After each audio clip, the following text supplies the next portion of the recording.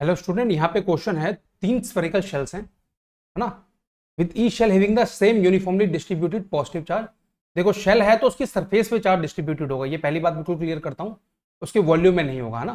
तो ये तीनों शेल हैं, इन तीनों शेल के ऊपर जो चार्ज डिस्ट्रीब्यूटेड है वो कितना ले लेते हैं हम, क्यू। इसके ऊपर भी क्यू है, इसके ऊपर भी क्यू है और इसके ऊपर भी क्यू है। बात क्लियर है। अब इन्होंने बोला है 147.147 सेम रेडियल डिस्टेंस में है सेंटर से, जैसे कि 258 है और जैसे 369 है। ये बात तो क्लियर है। अब with the electric potential taken equal to zero at infinite distance, जो कि हम जनरली लेते ही हैं, which of the following statement is correct. देखो, सबसे पहली बात, पहले वाले स्फीयर का मैं रेडियस ले लेता हूं R1, दूसरे का ले लेता हूं R2 और तीसरे का ले लेता हूं R3। तो ये बात बिल्कुल क्लियर है कि R1 is less than R2, R2 is less than R3। बात क्लियर है। छोटा स्फीयर है, फिर उससे बड़ा स्फीयर और फिर उससे बड़ा, नॉट स्फीयर, स्फेरिकल शेल्स हैं, है ना। उससे छोटी स्फेरिकल शेल उसको 1 ले लेते हैं, फिर दूसरी स्फेरिकल शेल उससे बड़ी है और तीसरी तो सबसे बड़ी है। ये बात एकदम क्लियर है। अब इन्होंने बोला है कि पोटेंशियल निकालनी है। पहले देखो, मैं पोटेंशियल लिख के बताता हूं आपको। शेल की एक प्रॉपर्टी होती है potential at a point inside a shell. Potential at a point inside a shell is equal to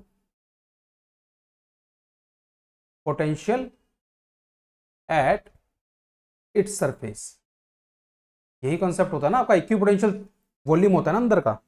जब भी आपके शेल के ऊपर यूनिफॉर्मली डिस्ट्रीब्यूटेड चार्ज होता है तो उस केस में शेल के अंदर इलेक्ट्रिक फील्ड क्या बनती है, जीरो।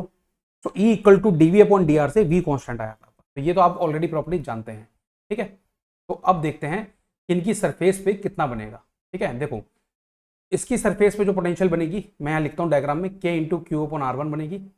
यहाँ पे सरफेस पे कितनी बनेगी, के इंटू क्यू अपॉन R2 बनेगी और यहाँ पे के क्यू अपॉन R3 बनेगी। ये बात क्लियर है। और शेल के अंदर के जो पॉइंट है उस पर भी सरफेस के बराबर होती है। तो यहाँ पे मैं इजीली लिख सकता हूँ पोटेंशियल एट पॉइंट 3 जो कि शेल के अंदर है वो कितनी हो जाएगी, के क्यू अपॉन R1 हो जाएगा। सेकेंड डायग्राम के केस में पोटेंशियल एट 5 या पोटेंशियल एट 0.6 वो कितना हो जाएगा, के क्यू अपॉन R2 आ जाएगा। ठीक है, उसी तरीके से पोटेंशियल एट 0.7 या पोटेंशियल एट 0.8 या पोटेंशियल एट 0.9। ठीक है, ये तीनों शेल के अंदर है। इन पे पोटेंशियल कितनी आ जाएगी, जितनी सरफेस पे है, के क्यू अपॉन R3। ठीक है, अब बात ये है कि अगर मैं बात करूं यहाँ पे, अगर मैं ये सीक्वेंस लेके चल रहा हूं, तीनों पे चार्ज सेम है, तो मैं ये भी तो लिख सकता हूँ ना, के क्यू अपॉन R1। अगर R1 सबसे छोटा है तो K Q upon R1 is going to be greater than K Q upon R2 is going to be greater than K Q upon R3। ये बात क्लियर है ना। ये बात क्लियर है, यानी कि जो फर्स्ट सबसे छोटी शेल है उसकी सरफेस पे पोटेंशियल सबसे ज्यादा है, एंड सो ऑन, है ना। जो उससे बीच वाली शेल है उस पर पहली वाली से कम है और थर्ड वाली में तो सबसे कम पोटेंशियल होगी। तो ये सीक्वेंस भी हमको मिल गया यहाँ पे, कोई प्रॉब्लम नहीं है। अब इसके आगे सोचते हैं। ठीक है, 0.3 है हाईएस्ट पोटेंशियल, बिल्कुल सही बात है। 0.3 पे पोटेंशियल हाईएस्ट होगी। अगर मैं इसको कंपेयर करता हूँ किसी से भी करूँ, अगर मैं सेकंड और थर्ड शेल से करता हूँ तो वो तो मैं यहाँ से भी देख सकता हूँ या फिर यहाँ पे जो मैंने लिखा है यहाँ से भी देख सकता हूँ। अगर आप बोलोगे कि अगर 0.3 को 1 और 2 से कंपेयर करना है तो बहुत सिंपल है। 1 और 2 का, 0.1 और 2 का जो सेंटर से डिस्टेंस है वो इंक्रीज कर रहा है, तो यानी कि 0.2 या 0.1 पे जो पोटेंशियल होगी वो सरफेस से कम होगी। बात क्लियर है ना, वो सरफेस से कम होगी। और 3 पे कितनी है, 0.3 पे कितनी पोटेंशियल है, जितनी सरफेस पे है। तो मैं बहुत ईजिली ये बात कह सकता हूँ कॉन्फिडेंटली कि 0.3 की जो पोटेंशियल है, देखो याद रखिएगा, यहाँ पे एक बात मैं बिल्कुल क्लियर करता हूँ। डायग्राम से भले चीजें क्लियर ना हो रही हो, बट यहाँ पे जैसे 0.2 है वो एक्जैक्टली सरफेस पे नहीं है, सरफेस से थोड़ा ऊपर है। उसी तरीके से 0.4 भी सरफेस से थोड़ा ऊपर है और 0.7 है वो सरफेस से थोड़ा सा नीचे है। ठीक है, तो ये चीज हमको क्लियर होनी चाहिए इस डायग्राम से। एक्जैक्टली सरफेस पे नहीं है, थोड़ा थोड़ा सेपरेशन है। अब बात आती है कि 0.3 है हाईएस्ट पोटेंशियल, बिल्कुल ठीक है ना, बिल्कुल ठीक है। ये तो यहाँ से भी पता चल रहा है, हमने जो डाटा लिया है वहीं से क्लियर हो रहा है।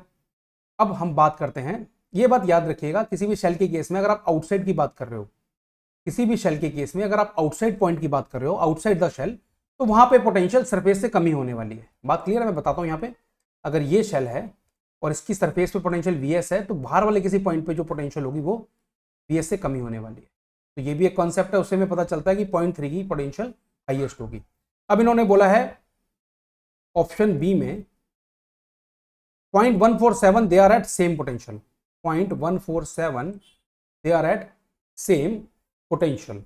ठीक है, देखो 1 और 4 तो हो सकते हैं, ये बात तो बिल्कुल क्लियर है। देखो 1 का जो सेपरेशन है सेंटर से, डायग्राम में दिखा रहा हूं मैं, और जो 4 का सेपरेशन है सेंटर से, ठीक है, वो इक्वल है, और ये दोनों पॉइंट शेल से बाहर हैं।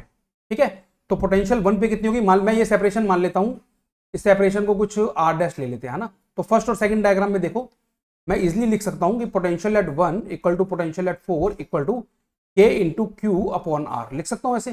यहां तक तो सब कुछ ठीक है, बट अगर मैं बात करता हूं 7 पॉइंट की, 0.7 की पोटेंशियल, देखो ऊपर मैं हाईलाइट कर रहा हूं, 0.7 की पोटेंशियल कितनी होगी, ध्यान से देखिएगा। 0.7 की पोटेंशियल हम ऑलरेडी निकाल चुके हैं, देखो 0.7 की पोटेंशियल के क्यू अपॉन R3 है।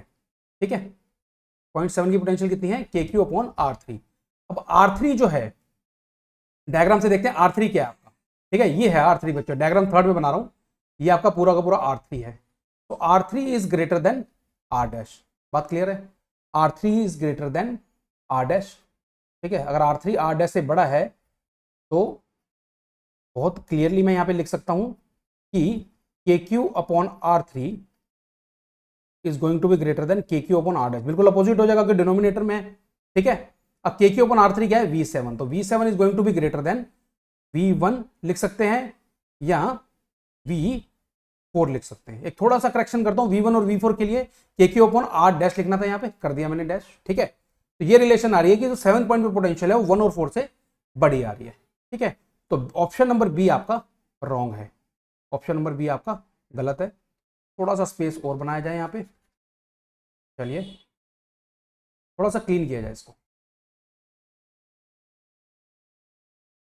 अब क्या करना है हमको, ऑप्शन नंबर सी चेक करना है, बी तो रॉन्ग हो गया।